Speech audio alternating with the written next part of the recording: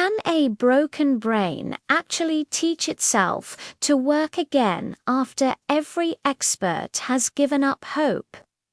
That was the terrifying question facing a woman named Carole. A violent inner ear disorder completely destroyed her sense of balance, turning something as simple as standing still into a constant, terrifying freefall. For years, she walked as if on the deck of a sinking ship, clinging to walls and furniture for dear life. The world's best specialists all gave her the same cold verdict: the damage is permanent. Learn to live with it. But here's the incredible part. Her brain quietly refused to accept that diagnosis. What happened next not only saved her, but helped rewrite our entire understanding of the brain's ability to heal itself. Carole's nightmare started overnight. The delicate system in her inner ear that tells the brain where her body is in space just failed. Her world started to tilt, spin, and lurch uncontrollably. Walking in a straight line, standing in the shower, even just turning her head became impossible without triggering waves of intense nausea and disorientation.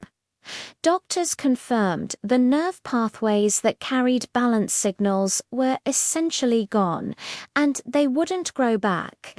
They told her the best she could ever hope for was to partially compensate using her eyes and her sense of touch.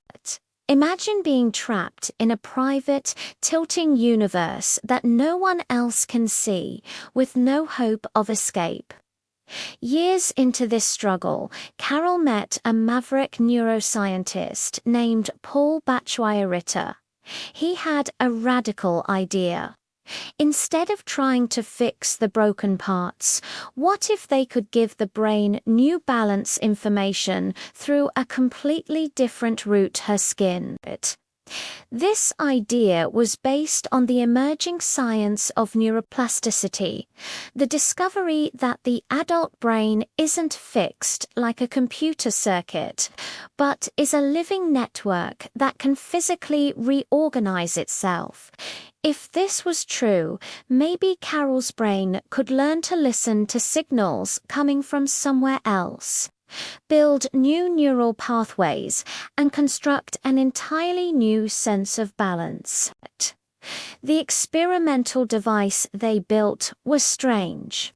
It was a small sensor that detected her head's movement, connected to a flat plastic strip that rested on her tongue.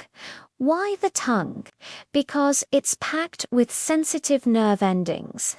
When she tilted forward, she'd feel a gentle tingling on the tip of her tongue.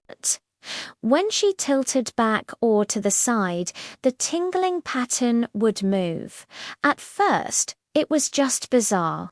The tingling didn't automatically mean forward.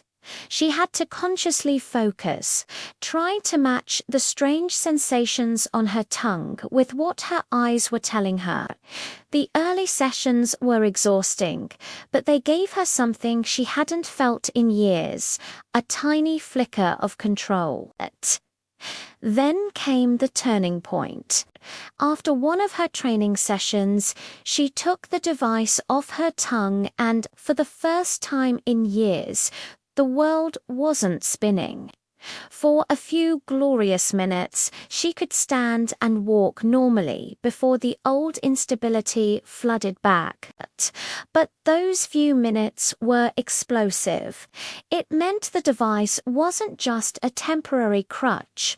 It was actually training her brain, triggering some kind of deep change. With more training, those stable periods got longer and longer, from minutes to hours. The more she practiced, the more her brain seemed to remember how to keep her upright, even after the device was gone. Behind the scenes, her brain was undergoing a massive renovation. Neurons that had been starved of input from her inner ear were now receiving a new stream of signals from her tongue. At first, it was just noise. But with repetition and intense focus, her brain started connecting the dots.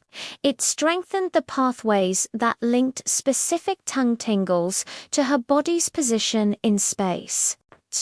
Over time, entire networks reconfigured themselves. Old, useless pathways faded away, and new neural highways were built. This is neuroplasticity in action, the brain rewiring its own hardware to solve a problem it was never designed to handle. Months later, the transformation was complete. Carole could walk, climb stairs, and live a normal life. You'd never know she was once told her disability was permanent. The device had done its job. It was a training tool that taught her brain how to build a new balance system from scratch. Her case became a landmark story, proving that the adult brain is not a static machine but a dynamic self-healing system.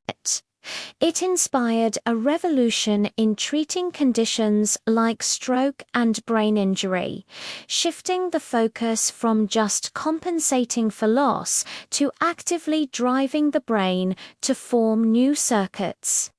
Carole's story is a powerful reminder.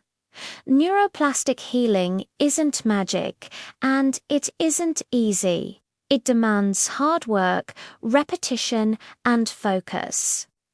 But it shows us that we can be active participants in our own recovery. Her rewired brain is living proof that inside every injury, there isn't just a record of what's been lost, but an uncharted landscape of possibilities waiting to be brought to life. Thanks for watching, and if you found this story as amazing as I did, consider subscribing for more.